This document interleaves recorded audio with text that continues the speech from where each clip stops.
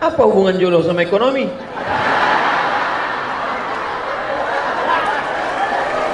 Karena jodoh terkendala disebabkan oleh ekonomi. Banyak yang ngaku.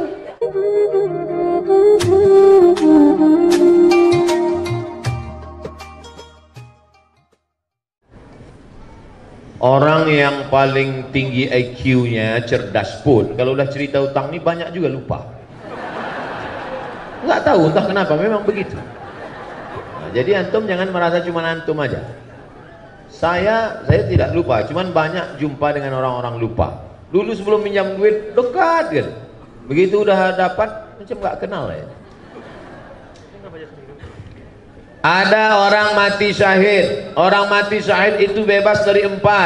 Tidak merasakan sakaratul maut, tidak merasakan azab kubur, tidak merasakan hisab, langsung masuk surga. Ilat dain, kecuali utang.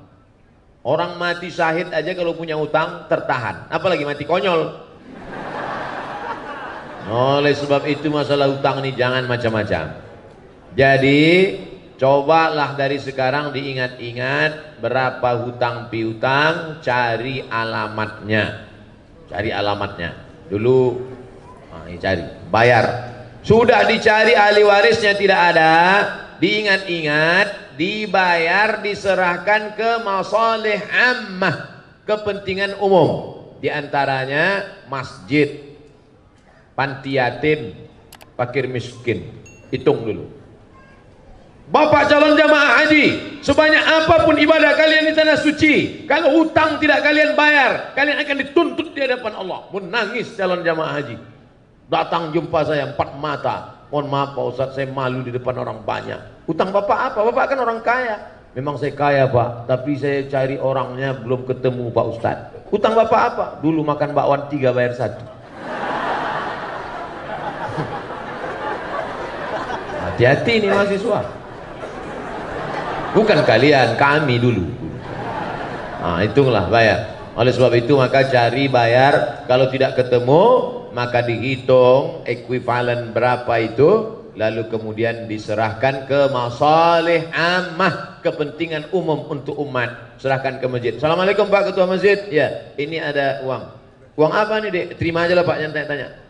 Jadi nggak perlu akad. Saya bayarkan akad utang Mbak Wan selama 3 tahun SMP tunai. Nggak perlu. Wallahu a'lam. Alhamdulillah, Ustadz. Assalamualaikum warahmatullahi wabarakatuh. Ustadz ganteng, hehehe, gitu. Ustadz yang ganteng, hehehe. Bagaimana pendapat Ustadz tentang Islamization of knowledge? Bukankah semua ilmu sains itu dari Allah Subhanahu wa Ta'ala? Jadi ilmu apapun itu Islam, tergantung orangnya amalkan. Syukran. Naik sepeda itu bisa nggak dibedakan? Naik sepeda itu ilmu kan? Ilmu belajar naik sepeda. Lalu kemudian bisa nggak dibagi? Ini naik sepeda Islam, ini naik sepeda konvensional. Ilmu kan? Ilmu cara naik sepeda, naiknya dari kanan. Nanti kalau jatuh, sebelum jatuh na'udzubillah. Setelah jatuh la haula wala quwata illa billah. Letaknya di mana? Mengeksplorasi ayat-ayat Al-Qur'an, hadis-hadis. Ada ayat kauniyah, ada ayat alam semesta. Itu semua disebut ayat oleh Allah Ta'ala. Inna fi khalqis samawati wal ardi wa ikhtilafil laili wan nahari la ayat. Bagaimana menggali, mengeksplorasi ekonomi dari Al-Quran, dari sirah Nabi. Ada mahasiswa pasca sarjana ngontak saya mau nanya masalah andragogi. Assalamualaikum Ustaz Somad. Waalaikumsalam. Saya tesis S2 saya tentang andragogi, kata dia. Mohon maaf, saya andragogi ini bukan bidang saya. Saya taunya Andra and the Backbone. Saya mau ngajak ketemuan karena mahasiswa ini perempuan, mahasiswi, jadi saya nggak berani ketemu di rumah makan, ketemunya di masjid. Nanti kalau ketemu di rumah makan dia foto kan bahaya. Akhirnya ketemu di masjid. Kata dia, andragogi ini apa? Saya tanya. Andragogi ini belajar setelah dewasa, Ustaz. Terus saya sudah cari hadisnya nggak ketemu. Kata dia udah nyari hadis Sahih Bukhari, Sahih Muslim nggak ketemu. Belajar setelah dewasa. Lalu saya tanya, Khadijah beda umur dengan Nabi berapa tahun? Waktu Nabi umur 25, Khadijah umur 40. 40 dengan 25 berarti perbedaan umur 15. Waktu Nabi dapat wahyu umur 40, berapakah umur Khadijah? 55. Berarti dia belajar Islam umur berapa? 55. Belajar Islam setelah umur 55 itu apa namanya? Andragogi. Ketika saya tanya gitu, berapa umur Khadijah belajar Islam? 55, Ustaz. 55 itu anak-anak apa dewasa? Dewasa. Apa itu namanya?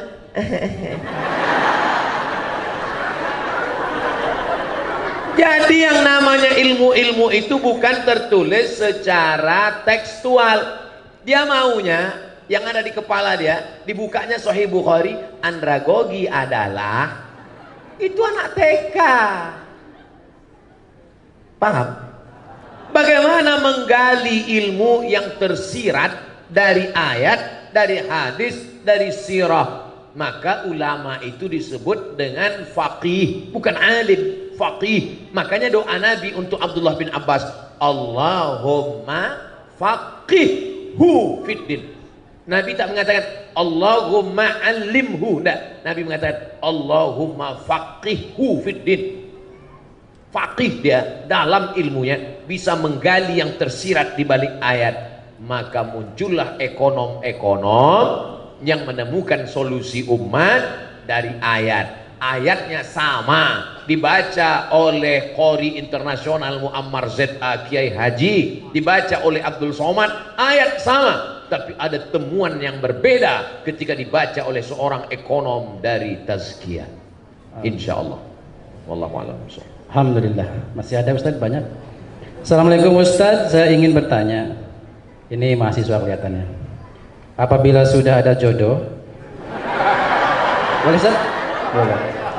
Apabila sudah ada jodoh yang ingin segera menikahi saya dan menikahnya di tahun ini, tetapi keluarga besar saya menyuruh nikah tahun depan, apa yang harus saya lakukan? Lebih baik mendengarkan keluarga besar atau segera menikah? Lari maksudnya. Demikian Ustaz. Apa hubungan jodoh sama ekonomi?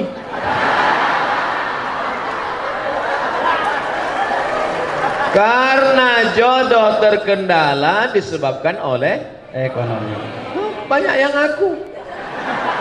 Jadi ekonomi ini menggantung kepada segala aspek. Ibadah menjadi khusyuk karena ekonomi. Ceramah menjadi khusyuk. Kenapa saya ceramah di Tazkiyah ini khusyuk? Ekonominya bagus, AC-nya kencang. Coba kalau di tempat lain berkipas aja lah. Ekonomi Islam adalah tapi di sini Masya Allah, di sudut-sudut ada AC. Hebat. Hebatnya lagi AC-nya nggak kelihatan karena dimasukkan ke dalam dinding. Kan biasa. Kenapa acara ini bisa diliput di seluruh dunia, bisa melihat? Karena ekonominya mapan, kameranya besar-besar. Di tempat lain saya ceramah, sini nggak ada kamera. Walaupun nggak semuanya hidup. Artinya ekonomi ini. Nah, man istata'a minkumul ba'ah. Coba tengok hadisnya. Man istata'a minkumul ba'ah. Siapa di antara kamu yang ba'ah? Apa kata syarah? Syarih penjelas hadis. Al-ba'ata al-qudratu. Makna al-ba'ah mampu. Mampu secara apa? Mampu secara keilmuan, mampu secara finansial. Man istata'a minkumul ba'ata, siapa di antara kamu yang sudah mampu menikah, falyatazawwaj fa innahu aghaddu lil basar, karena menikah itu menundukkan pandangan, wa ahsanu lil farj, menjaga kemaluan. Faman lam yastati, siapa yang tak sanggup, fa alaihi bis-shaum, banyak-banyak puasa. Jadi adik-adik mahasiswa yang belum mampu menikah, kalian puasa aja dulu. Puasa. Kalau puasa kalian nafsu ada, tenaga tak ada. Lemes ya. Jadi bawaannya mau mati aja. Bro, itu ada mahasiswi cantik dari Tazkiyah. Aku udah nggak ngeliat lagi. Udah mau mati aja bawaannya. Nantilah habis buka baru kita cari. Nah, oleh sebab itu, kalau ekonomi sekarang ekonomi sudah mapan. Kira-kira mana yang didulukan Pak Ustadz? Apakah saya menikah tahun ini atau dengan keluarga? Balik kepada Al-Quran. Apa kata Allah? Wa amruhum syura bainahum. Orang beriman itu memutuskan berdasarkan syura. Datang ke ayah, datang ke ibu. Papa. Jangan panggil papa, kita makan sambal terasi nak. Ayah, saya ada rencana nikah sekarang ya. Kau sudah punya kemapanan ekonomi, sudah mampu insya Allah ya. Tahun depan mobil belum ada, nanti cucuku naik motor batuk.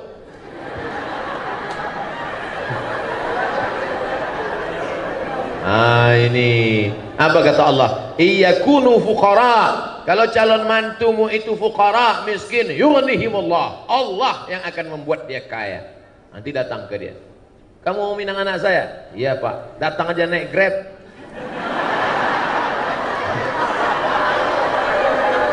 Bacakanlah itu.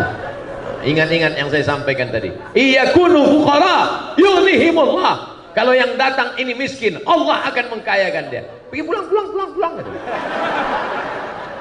Yang nyampaikan itu jangan mulut kamu, pinjam mulut orang lain. Yang kira-kira ngomongnya didengar sama orang tua. Datangi Ibu Rektor, datangi Dr. Sapi Antonio, mereka yang ngomong. Jangan mentang-mentang kamu udah ngaji pulang kamu yang menceramahi orang tua. Ayah sini, mama sini. Assalamualaikum. Begitu. Musyawarah. Jangan nikah diam-diam. Nanti sudah punya anak baru kalian pulang kampung. Orang tua tak tahan darah tinggi.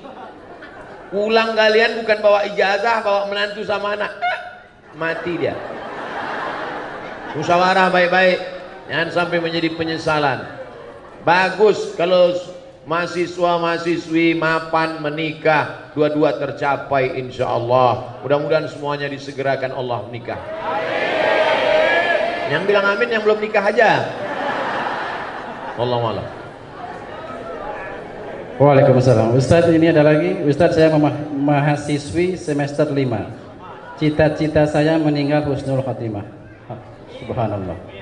Tetapi hobi saya berbuat maksiat. Nggak linear. Ingin mati tapi maksiat. Jujur saya selalu menyadari perbuatan saya. Perbuatan yang salah. Bahkan saya sering menangisinya. Tolong beri saya nasihat. Amalan apa yang bisa menjauhkan saya dari perbuatan maksiat itu? Saya sudah bosan menangis atas dosa-dosa saya. Gitu Ustaz. Berdosa itu semua orang tahu. Tapi penyebab apa membuat engkau berdosa, engkau mesti tahu. Dosa apa yang kau lakukan dan mengapa engkau berdosa, mesti tahu. Sehingga mudah kita mencarikan obatnya. Itulah gunanya kita diperiksa dulu sama dokter di USG, itu USG hamil. Di scan supaya dipastikan apakah dia usus buntu atau cancer, supaya jelas. Maka jangan sampai salah obat. Salah obat nanti jadi penyakit, racun. Oleh sebab itu maka diketahui dulu penyakitnya apa. Ini pertanyaannya umum, maka saya jawab secara umum. Pak Ustadz, saya bergelimang dosa. Dosamu apa? Penyebabnya apa? Dosa saya ini karena sebabnya ini. Cepat atasi. Dosa ini penyebabnya ini. Obatnya ini. Atasi ini. Karena secara umum biasanya dosa hinggap kalau kita selalu sering sendirian. Maka jangan sendirian. Harus berjamaah. Buat komunitas. Saya senang anak-anak muda ini punya komunitas-komunitas. Saya banyak jumpa komunitas. Kamu dari komunitas mana? Saya dari komunitas jombloan visabilillah Pak Ustadz. Mantap. Kamu komunitas mana? Saya komunitas petato tobat Pak Ustadz. Mana tatomu nggak kelihatan? Nih, ada satu titik. Kamu komunitas mana? Saya dari komunitas subuhan berjamaah Pak Ustadz. Bagus. Nah, jadi yang pertama jangan sendiri, jangan pernah sendiri. Sekarang ini komunitas tazkiyah. Nanti pulang ke kos-kosan, mulai setan mendekat.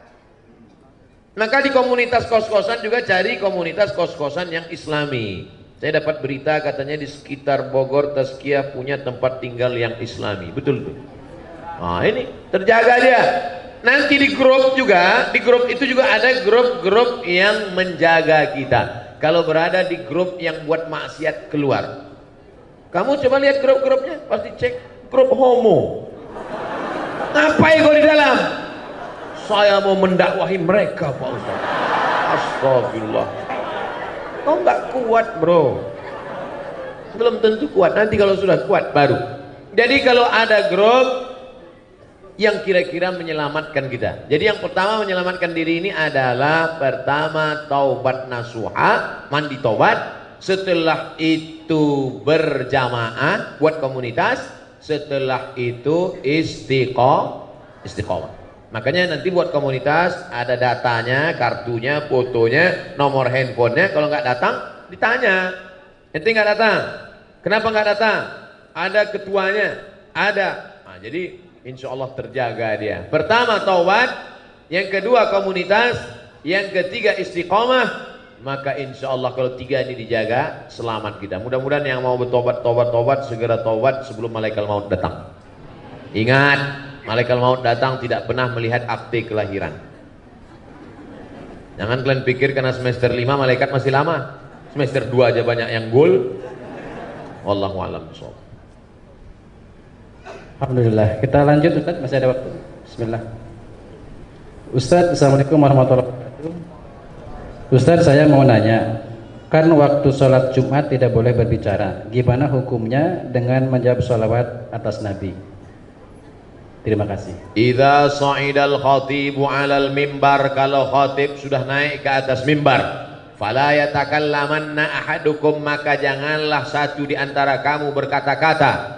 Idza qulta li sahibika ansit, kalau kau katakan kepada orang di sebelahmu, faqad laghauta, maka kau sudah melakukan perbuatan lagha. Wa man lagha fala jum'ata lah, siapa yang melakukan perbuatan lagha maka tiada Jumatlah baginya. Diam, tiada Jumat baginya. Adapun khatib mengatakan, marilah kita berselawat kepada Nabi. Allahumma sholli ala Sayyidina Muhammad. Apakah lagha? Tidak, karena dia sedang berdoa kepada Allah, memohonkan selawat untuk Nabi Muhammad sallallahu alaihi wasallam. Seandainya berdiri salah satu dari jamaah itu, jamaah sholat Jumat berdiri, lalu dia ngomong ke khatib, Pak Khatib, cepetan dikit dong.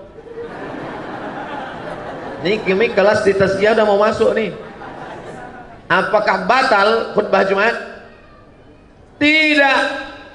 Mana dalilnya? Karena Nabi pernah khutbah, tiba-tiba datang orang Arab Badui ke pintu Masjid Nabawi. Apa kata dia? Ya Muhammad, halakatil amwal. Wahai Muhammad sallallahu alaihi wasallam, kampung kami sudah hancur.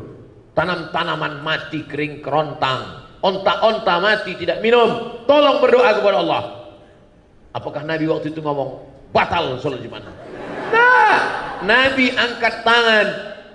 Nabi angkat tangan, apa kata Nabi? Aghithna, aghithna, aghithna. Itulah yang disebut dengan istisqa dalam khutbah Jumat. Nabi justru berdoa, minta supaya turun hujan.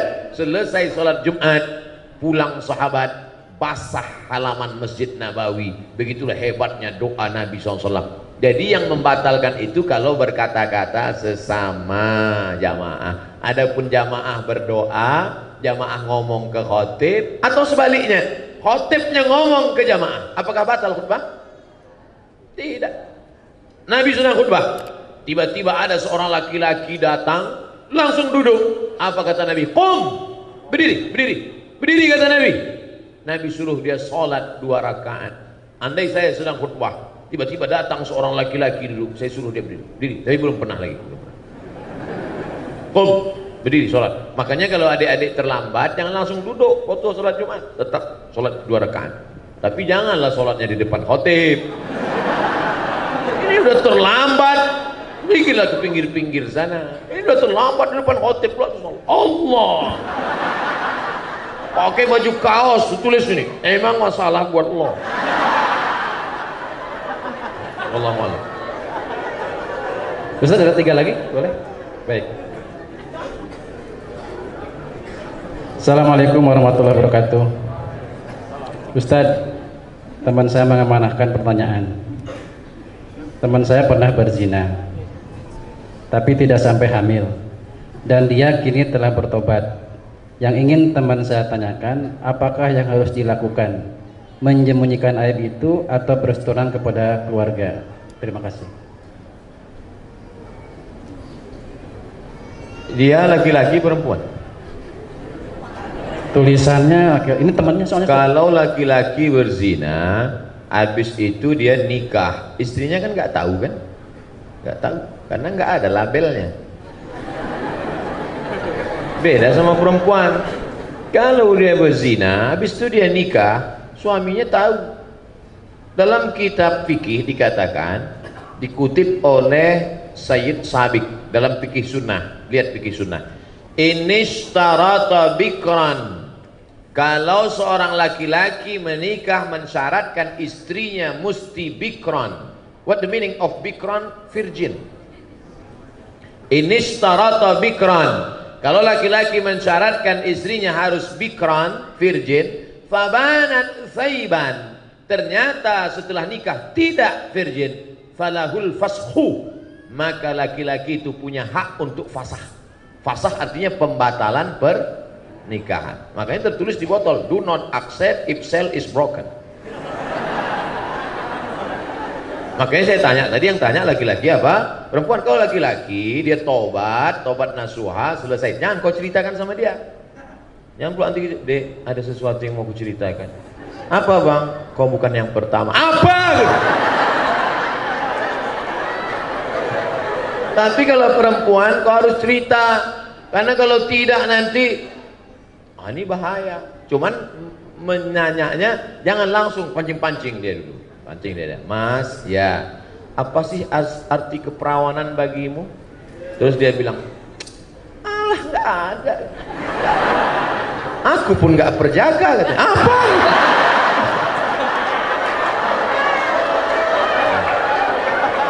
Jadi hati-hati. Kalau memang dia siap menerima, lanjutkan. Tapi kalau tidak, itu nanti bisa menjadi fasah namanya. Apa namanya? Fasah. Fasah itu artinya pembatalan pernikahan karena laki-laki punya hak. Ini hati-hati perempuan. Mudah-mudahan Allah menjaga kehormatan anak-anakku sekalian. Amin ya Allah. Ustaz, 2 lagi. Bagaimana jika perekonomian di dunia berbasis Islam? Akan seperti apa perekonomian itu? Apakah masih ada kemiskinan? Apakah masih akan terjadi inflasi? Kita bicara tentang ekonomi di alam goib atau alam nyata? Saya tanya sekali lagi. Bicara ekonomi Islam ini bicara teori di alam kertas, makalah, seminar, lokakarya, atau pernah nyata di alam nyata? 2,5 tahun jadi khalifah, dan dia menantang siapa yang bisa berjalan kaki dari Son'a ke Darul Bayda. Son'a, Yaman. Sekarang kita hitung. Yaman, naik Yaman, Saudi Arabia, naik ke atas Suriah, Yordania, Palestina, naik ke atas lagi Mesir, Tunisia, Aljazair, Maroko, 9 negara. Siapa yang sanggup jalan kaki 9 negara mencari fakir miskin, bawa ke sini. Kata Umar bin Abdul Aziz. Abad kedua Islam, tidak ada fakir miskin kalau ekonomi Islam diterapkan. Jadi kita bukan cerita masalah makalah seminar, kita bicara tentang pernah wujud ada di alam nyata. Bukti, real, fakta, bukan fiktif. Jadi orang Islam cerita ekonomi ini bukan dongeng, bukan cerita tentang masalah. Nah, ini mesti diwujudkan kepada umat Islam. Lalu kemudian kenapa dalam fikih itu, coba baca kitab tafsir di abad-abad keempat, abad-abad kelima, abad-abad keenam.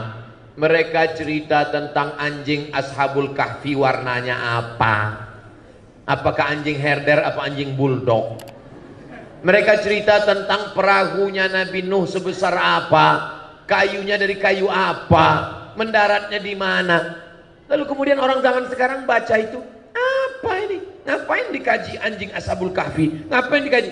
Justru kalau dilihat dari sisi lain, begitulah hebatnya ekonomi zaman itu sampai mereka memikirkan sesuatu yang berlebihan karena memang makan cukup, kehidupan luar biasa, ekonominya mapan, sampai mereka berpikir tentang sesuatu yang tak terpikirkan oleh manusia sekarang. Sekarang kenapa orang tidak produktif? Gimana mau produktif? Ekonomi morat-marit, tunggang langgang, litang pukang. Jadi kalau dibaca abad-abad pertengahan, abad keempat, abad kelima, abad keenam, kenapa tafsir-tafsir, fikih-fikih itu mengkaji dengan kajian luar biasa. Bahkan di Indonesia, kalau adik-adik nanti baca fikih ketika Islam sedang jaya-jayanya di Kalimantan, ada kitab fikih namanya Sabilal Muhtadin, ditulis oleh mufti kerajaan Banjar namanya Syekh Muhammad Arsyad Al-Banjari. Dikaji tentang masalah sesuatu yang tak terpikirkan oleh manusia, saking kan mapannya ekonomi mereka saat itu. Andai ada seorang pergi ke hutan, bisa konsen? Masih bisa? Andai ada orang pergi ke hutan, sampai di hutan turun hujan gerimis, maka dia pun masuk ke dalam gua, berteduh di dalam gua. Setelah berteduh dalam gua, hujan pun reda. Lalu dia keluar dari dalam gua melanjutkan perjalanan. Ternyata gua tempat dia berteduh tadi rupanya, maaf, kemaluan raksasa. Apakah dia wajib mandi junub? Orang sekarang kalau baca itu, ngapain dikaji masalah ini? Ini kan nggak penting. Memang betul, tapi cari sisi lain. Begitulah mereka berpikir, saking kan sudah mapannya ekonomi sana itu. Tak ada lagi fakir miskin, orang kaya raya, sampai orang berpikirnya pun kelas VVIP. Nah, jadi banyak orang mengatakan, ini kitab-kitab klasik ini Ustaz terlalu besar masalah. Kenapa kitab itu sampai 1 meter panjangnya? Tafsir Al-Kabir yang ditulis oleh Imam Fakhruddin Ar-Razi 606, semeter panjangnya. Kitab-kitab fikih itu ditulis Raudhatul Talibin wa Umdatul Muftin. Dalam syarah hadis pula Fathul Bari syarah Sahih Al-Bukhari, sampai dikaji masalah waw, masalah fa, masalah wa. Untuk apa dikaji ini? Saking kan makmurnya hidup mereka, tak ada lagi dikaji masalah kemiskinan. Kenapa penulis-penulis sekarang tidak produktif? Salah satu sebabnya adalah masalah ekonomi. Saya hanya ingin bercerita bahwa umat Islam kalau cerita ekonomi Islam bukan cerita teori, tapi pernah jaya. Dia ingin mengulang kejayaan itu. Dan kalau Islam jaya, semua akan mendapatkan rahmat. Wa ma arsalnaka illa rahmatan lil alamin. Wallahu a'lam. Jangan lupa subscribe, like, and share.